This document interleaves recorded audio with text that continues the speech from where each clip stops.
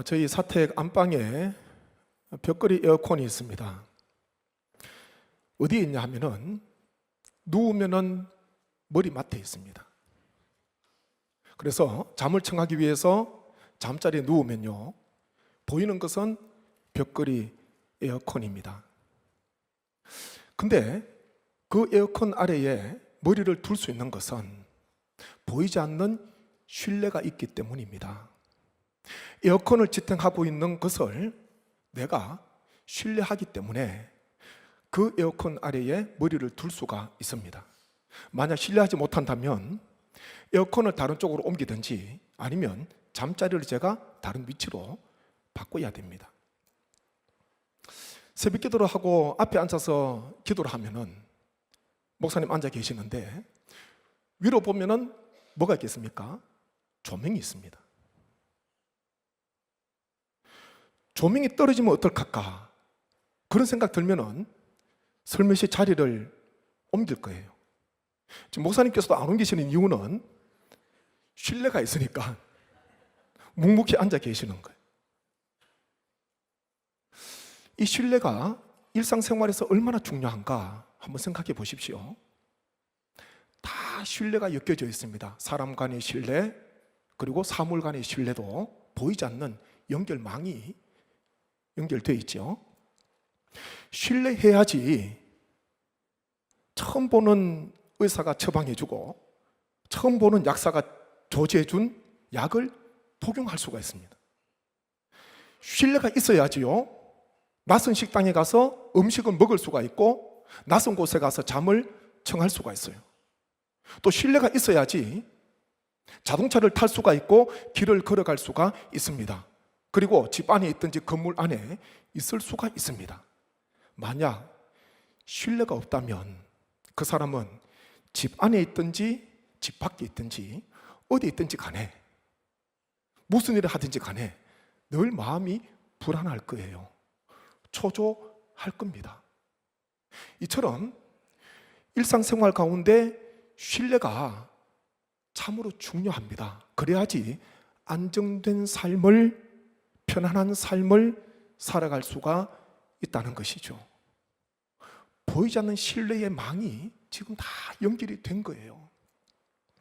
일상생활뿐만 아니라 이 신뢰는 신앙 가운데 절대적입니다. 믿음, 신뢰, 특별히 부정적인 사건들이 일어나고 부정적인 일들이 일어날 때에 신뢰가, 하나님을 향한 신뢰가 굳건하게 세워져 있는 그 성도는 비관적인 말, 부정적인 말, 회의 섞인 말을 하지 않습니다. 왜냐하면 하나님을 향한 신뢰가 있거든요. 우리가 말라기 시대의 이 신앙의 행태를 몇 주간에 걸쳐서 길게 말씀을 묵상하는데 이제 다음 주일 마무리가 되는 거예요. 말라기 시대, 포로에서 돌아온 자들이 선지자들의 동료를 입어서 성전과 성벽을 재건했습니다. 세웠습니다. 이것만 하면은 하나님께서 복을 주시겠지, 하나님께서 약속하신 영광의 나라, 영광의 왕국을 허락해 주시겠지, 그런 기대가 있었는데 기대와는 달리 성전과 성벽이 재건되었지만 여전히 페르시아 속국하에 처해 있었습니다. 그들의 눈에는 악인들이 더 형통해 보이는, 교만한 자가 오히려 잘 되는 그와 같은 일들을 보면서요, 하나님 앞에 대적하는 말을 합니다. 그 말이 무엇인가? 하나님을 섬기는 것이 헛되다, 하나님의 명령을 따르고 지키는 것이 아무 유익이 없다, 무익하다, 이런 말로 하나님을 대적하거든요. 그런데 그들은 자신의 그 모습을 깨닫지 못했습니다. 오히려 우리가 어찌하여 하나님을 대적했습니까? 반문하기에 급급하지 않습니까? 그 말씀이 오늘 13절부터 15절 말씀에 기록이 되어있는데 한번 말씀 봅니다. 여호와가 이르노라 너희가 완악한 말로 나를 대적하고도 이르기를 우리가 무슨 말로 주를 대적하였나이까 하는도다. 이는 너희가 말하기를 하나님을 섬기는 것이 헛되니 만군의 여호와 앞에서 그 명령을 지키며 슬프게 행하는 것이 무엇이 유익하리요. 지금 우리는 교만한 자가 복되다 하며 악을 행하는 자가 번성하며 하나님을 시험하는 자가 화를 면한다 하노라 함이라. 아멘. 어떤 말로 대적하고 있습니까? 하나님을 섬기는 것이 헛되다. 왜냐하면 하나님을 섬기는 자들에게 오히려 화와 오히려 재앙이 임하고 하나님을 섬기지 않는 자, 교만한 자, 그리고 악을 행하는 자, 하나님을 시험하는 자가 오히려 복을 받고 형통한 그 모습을 보면서 이와 같은 대적의 말을 하게 됩니다. 이들이 이와 같이 변질된 그것은요 철저히 현재 나의 삶에 하나님이 주시는 보상을 받기 때문에 그렇습니다.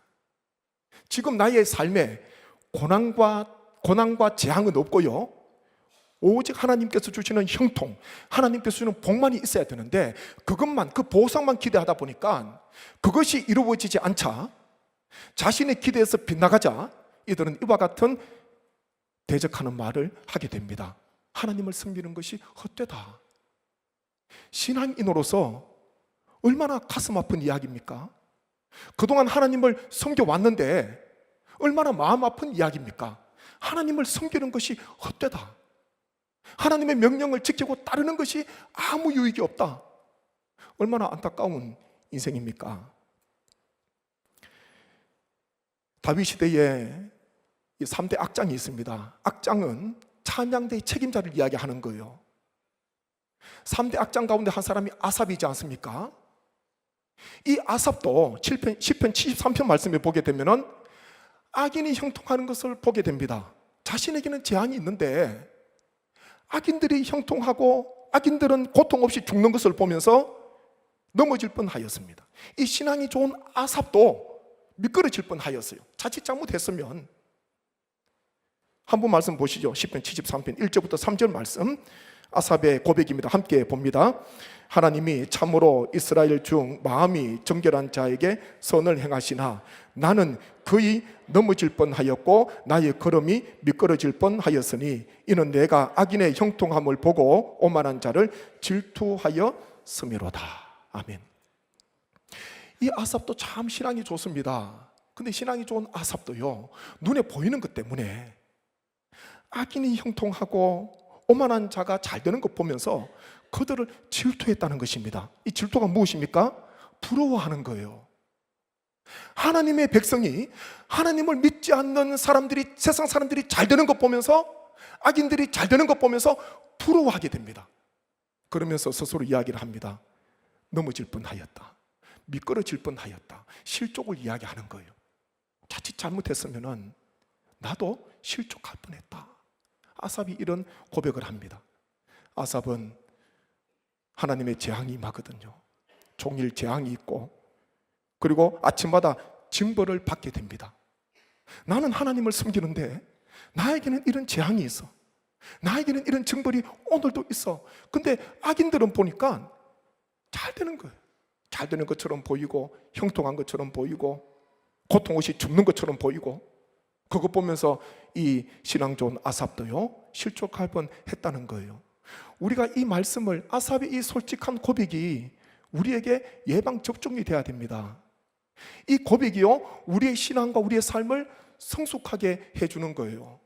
오늘 이 자리에 또 병상 가운데 예배드리시는 성도님 가운데 혹 아삽처럼 나는 하나님을 믿는다고 믿었는데, 하나님을 나는 의지한다고 의지했는데 왜 이런 고난이, 왜 이런 아픔이, 왜 이런 역경이 떠나가지 않고 아침에 눈 뜨는 게 너무 괴롭고 밤에 잠을 청하는 것이 너무 힘들고 그러면서 혹 마음속에 하나님을 향한 신뢰가 무너지고 하나님을 향한 신뢰가 사라지면서 회의와 부정적인 그런 생각이 든다면 오늘 이 말씀을 통해서요 반면교사로 삼아야 되는 거예요. 하나님께서 우리에게 주시는 그 복이 무엇인가? 오늘 말씀에 15절로 끝나지 않고요, 하나님께서 16절, 17절 말씀 가운데 하나님께서 놀라운 은혜를 베풀어 주십니다. 말라기 시대에 하나님을 섬기는 것이 헛되다, 대부분 많은 사람들이 이렇게 생각했습니다. 회의에 빠져져 있었습니다. 그런데 경건한 자들, 소수겠지요, 하나님을 경외하는 자들이 있었습니다. 어려운 시대였지만은 그들은 하나님을 신뢰하고요, 눈에 보이는 것대로 판단하지 않고 그들은 하나님을 경외하면서 피차 말을 하거든요. 피차 신앙의 말을 합니다. 경건한 사람 언제나 보면 소수예요.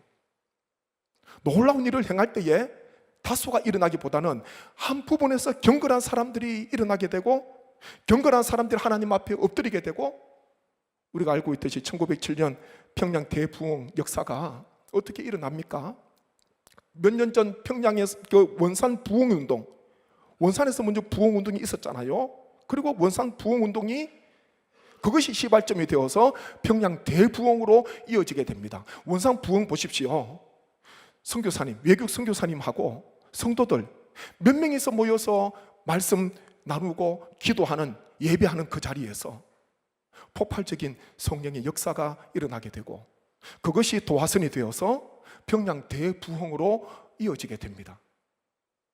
하루아침에 많은 사람들이 일어나지 않았어요. 경건한 소수, 하나님을 경외하고 하나님을 의지하는 그 경건한 자들을 통해서 하나님께서 놀라운 역사를 이끌어 가십니다. 언제나 하나님께서는 연약하지만은 하나님을 의지하는 자, 기도원 300용사 22,000명이 모였습니다. 기도원은 이 22,000명도 적다고 생각했지만 하나님께서 두려워하는 자 돌려보내라, 신뢰하지 못하는 자 돌려보내라, 몇 번의 테스트 해가지고 돌려보내지 않습니까? 몇 명이 돌아갔습니까? 300명만 남았으니까 몇 명이 돌아갔어요? 22,000명에서 그냥 많이 돌아갔지요. 갈 사람 다 갔어요. 나도 가고 너도 가고 21,700명이 돌아갑니다. 남은 게 300명이에요. 22,000명도 지금 나가기 두려운데 하나님께서 이 사람들 데리고 나가라 그러잖아요. 기도원에게 미디안과 싸우라. 근데요, 대성을 거두게 됩니다. 승리하게 됩니다. 하나님께서 하시니까. 사람 수에 달린 게 아니에요. 하나님께서는 언제나 공동체를 변화시키실 때에, 공동체를 일으키실 때에 한꺼번에 많은 사람보다는요, 한켠에서 기도하는 사람, 소수의 경건한 자들, 소수의 하나님을 절대적으로 의지하는 그 성도들을 통하여서 하나님께서는 지금도 역사하고 계심을 우리 성도들은 꼭 믿으시기를 간절히 바랍니다. 하나님을 경외하는 자, 하나님께서 이들에게 은혜를 베풀어 주십니다. 두 가지거든요. 이거 저희가 좀 기억하면 좋을 것 같습니다. 나에게 고난이 올 때에, 악인들은 잘 돼 보이는데 나는 왜 이럴까? 혹 그런 생각이 들 때에 우리는 말라기 3장 말씀을 읽으셔야 됩니다. 첫 번째는요, 기념책에 기록하시는데 16절 말씀 한번 보시죠. 16절 같이 읽겠습니다. 그때에 여호와를 경외하는 자들이 피차에 말하며 여호와께서 그것을 분명히 들으시고 여호와를 경외하는 자와 그 이름을 존중히 여기는 자를 위하여 여호와 앞에 있는 기념책에 기록하셨느니라. 아멘. 기념책, 기억의 책을 이야기합니다. 하나님 앞에 기념책이 있는 거예요. 근데 그 기념책에는 요한계시록에 있는 생명책과는 다를 수가 있습니다. 이 기념책에는 무엇을 기록하시나? 방금 읽은 말씀에 보니까 분명히 나와 있습니다. 여호와를 경외하는 자들이 피차에 말하며 여호와께서 그것을 분명히 들으시고 그 이름을 존중히 여기는 자를 위하여 여호와 앞에 있는 기념책에 기록하셨다. 그렇게 말씀합니다. 무엇을 기록하셨다고요? 여호와를 경외하는 자들이 피차 말하는 것, 그것을 기록하셨다는 것입니다. 다수의 많은 사람들이 여호와를 섬기는 것이 헛되다, 불신앙적인 말을 했지만은 여호와를 경외하는 자들 있었고요, 그들은 피차간에 여호와를 향한 믿음, 여호와를 향한 소망, 신앙의 말을 한 거예요. 그 말을 기념책에 기록하셨다, 기억의 책에 기록하셨다, 그렇게 말씀합니다. 이 기념책에는 내가 말하는 것 있지 않습니까? 내가 고백하는 신앙의 고백, 내가 하나님 앞에 올려드리는 믿음의 기도, 내가 선언하는, 고난 중에도 선포하는 하나님의 말씀, 내 입에서 나오는 신앙적인 말들을 하나님께서 기억의 책에 기록하셨다는 것입니다. 기념책. 요한계시록에는 생명책이 있는데 거기에는 예수 그리스도의 피로 말미암아 구원 얻은 백성들의 이름이 기록되어 있는 것, 생명책이죠. 보니까 말라기에는 기념책이 있다. 내가 말하는 믿음의 말을 우리 하나님께서는 다 기록해 두세요. 그리고 하나님의 때에 칭찬해 주시고 보상해 주십니다. 이것을 우리는 고난 중에, 또 악인이 잘 되는 그와 같은 것들이 보일 때, 혹 내가 실족할 뻔하는 그와 같은 일들이 있을 때에 우리는 이 말씀을 기억해야 됩니다. 믿음의 말을 해야 돼. 하나님께서 기념책에 나의 말을 기록하고 계셔. 이것을 꼭 기억하시기를 간절히 바랍니다. 또 하나는요, 하나님을 경외하는 자, 하나님께서는 나의 특별한 소유다, 그렇게 말씀하시거든요. 나의 특별한 소유다. 같이 한번 하시죠. 우리는 하나님의 특별한 소유입니다. 우리는 하나님의 특별한 소유입니다. 특별한 소유다. 그래서 오늘 설교 제목을요, 나의 특별한 소유, 그렇게 정했는데, 언젠가 목사님들 몇 가정이 대화를 하고 있는데, 딸이 있는 목사님이 아들밖에 없는, 딸이 없는 목사님에게 이런 이야기를 하시더라고요. 목사님은, 아버님은 되시겠는데 어른은 못 되시겠어요, 그런 이야기를 하시더라고요. 그래서 제가 무슨 이야기인가 곰곰이 생각해 보니 그 다음에 그 이야기를 해요. 무슨 이야기입니까? 지금 보니까 반은 이해했고 반은 그냥 관심이 없어요. 딸이 있는 목사님이 딸이 없는 아들만 있는 목사님에게, 목사님, 아버님은 되실 수 있겠는데 어른은 못 될 것 같아요, 그런 이야기를 하시더라고요. 딸이 있어야지 사위를 얻고, 사위를 얻어야지 장인 어른 소리 들을 수 있는데 어른 소리를 들을 수 없다. 너무 심각하게 듣지 마십시오. 그냥 졸음 올까 싶어서 한번 그냥 유머하는 겁니다.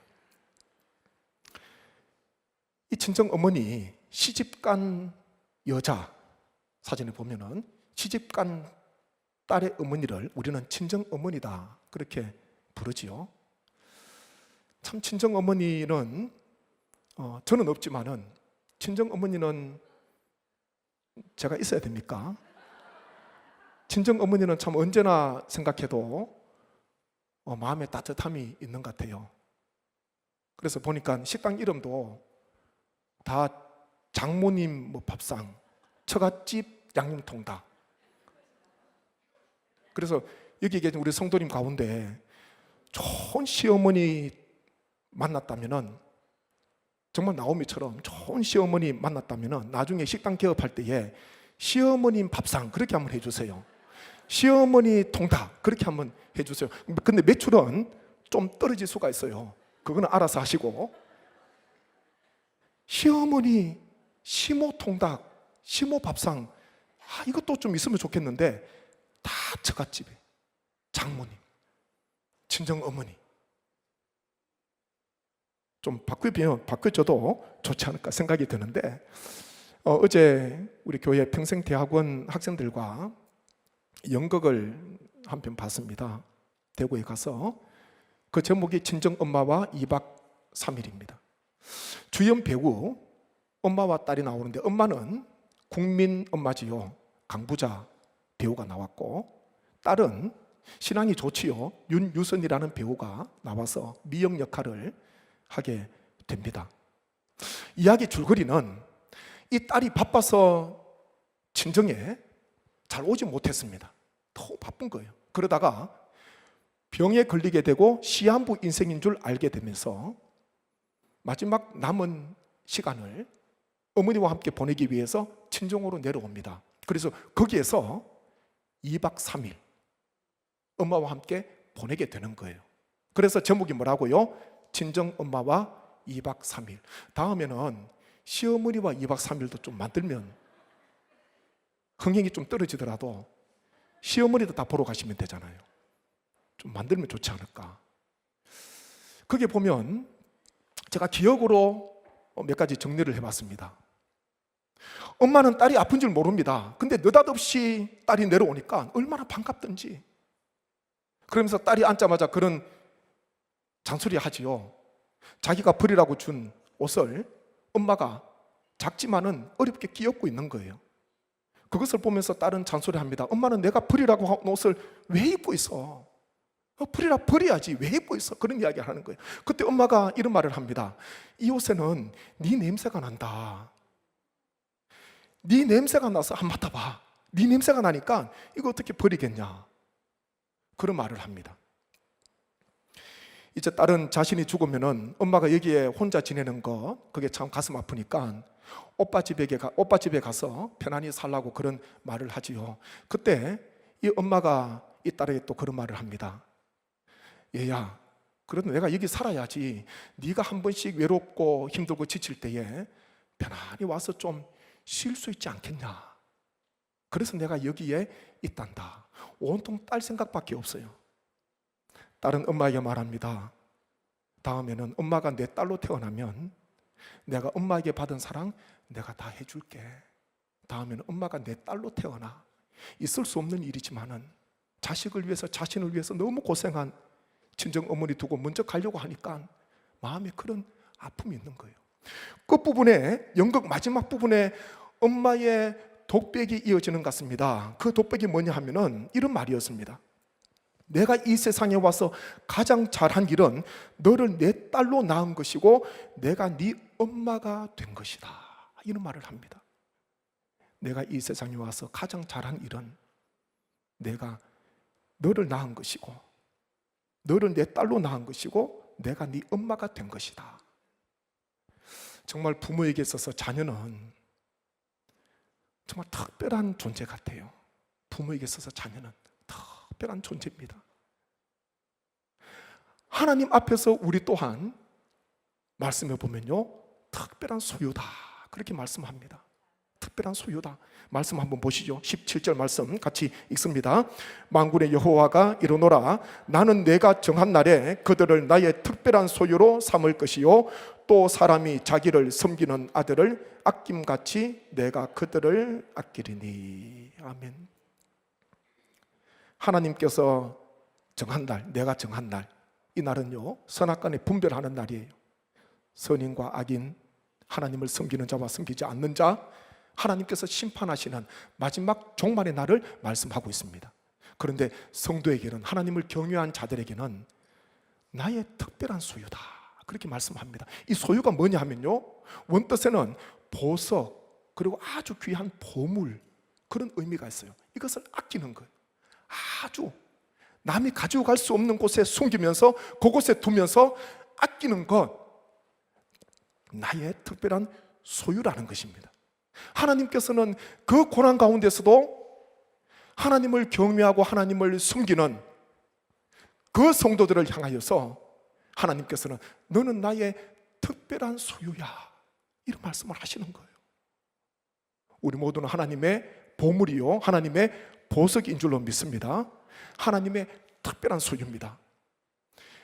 나의 가치가 어디에 있나? 우리 성도님 가치가 어디에 있습니까? 세상적으로 잘 되면은 내가 좀 가치가 있네. 그렇지 않으면은 나는 무가치한 존재네. 내가 이런 모습으로 어떻게 살아갈까? 그냥 포기하고 자포자기하는 그런 심정을 가집니까? 나의 가치는요, 성도에게 있어서 나의 가치는 나에게 있지 않습니다. 나의 어떤 거기에 있지 않아요. 나의 가치는요 하나님께 있습니다. 같이 한번 하시죠. 나의 가치는 하나님께 있습니다. 나의 가치는 하나님께 있습니다. 하나님께 있어요. 자녀의 가치는 부모에게 있지 않습니까? 그렇기에 자기가 볼 때는 참 부족하다, 취업도 잘 되지 않고 때로는 몸도 많이 아프고 또 일도 잘 되지도 않고 시험에도 떨어지고 참 부끄럽고 부족하다 그래도요, 그 부모는 그 자녀를요 보물로 봅니다. 특별한 존재로 보는 거예요. 우리는 이 부모의 모습, 부모의 시선을 통해서 하나님 아버지의 마음을 느끼게 됩니다. 아, 이 부모가 존재한다는 것이 얼마나 감사한가. 그래서 하나님 아버지의 사랑, 하나님 아버지의 마음을 우리가 빗대어 설명할 때에 부모의 마음을 이야기하지 않습니까? 그보다 더 좋은 설명이 없는 것 같아요. 자녀의 가치는 부모에게 있거든요. 하나님의 자녀인 우리 또한 하나님께 있다는 것. 십자가는요, 내가 얼마나 가치 있는지를 발견하는 자리입니다. 하나님께서는 십자가 상에서 독생자 예수님과 죄인 우리를 맞바꾸셨습니다. 십자가는 독생자 예수님을 생명을 내어주셨고 죽었던 우리의 생명을 살리신 현장, 그 자리가 바로 십자가인 줄로 믿습니다. 우리의 가치는 십자가에 있는 거예요. 때로는 내가 부족하다 여겨지고 때로는 참 연약하다 여겨진다 하더라도 하나님께서 보실 때는 우리 모두는 특별한 하나님의 소유라는 것, 하나님의 보물이고 하나님의 보석이고 하나님의 소중한 존재라는 것을 우리 성도님 마음속에 품으셔야 됩니다. 그래야지 고난 가운데, 역경 가운데 내 눈에 무엇이 보인다 하더라도 끝까지 하나님을 신뢰하고 하나님을 경외하며 우리가 달려갈 수가 있다는 것입니다. 하나님을 경외하는 자, 하나님께서 그 말을 기념책에, 기억의 책에 기록해 두신다는 것. 그리고 하나님께서는 그 사람을 향하여, 그 성도를 향하여서 나의 특별한 소유다, 하나님께서 말씀하십니다. 우리 모두는 하나님의 특별한 소유라는, 그와 같은 큰 가치가 있는 인생이라는 것, 존재라는 것을 꼭 기억하시며 하루하루의 삶을 사시는 모든 주의 권속 되시기를 간절히 바랍니다.